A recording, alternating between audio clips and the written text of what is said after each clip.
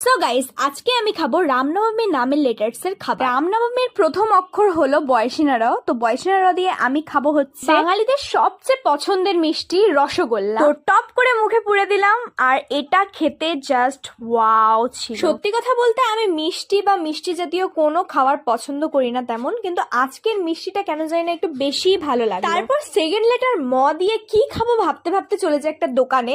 তো দোকান থেকে নিয়ে আমি দুটো ম্যাগি, আর দেখো 2 মিনিটের ম্যাগি আমি 2 সেকেন্ডে বানিয়ে নিয়ে আসলাম এবং এখানে খেয়ে সেকেন্ড লেটার কমপ্লিট করলাম। তারপর থার্ড লেটার দন্তের ন দিয়ে কিছুই মাথায় আসছিল না, তাই খেয়ে নিলাম আমি এখানে নিমকি। তারপর আমাদের ফোর্থ লেটার হলো ব, তো তার জন্য চলে গেছিলাম আমরা একটা ক্যাফেতে। তো সেখানে গিয়ে আমি অর্ডার দিয়েছিলাম আলু টিক্কি বার্গার, যেটা খেতে সত্যি দারুণ ছিল।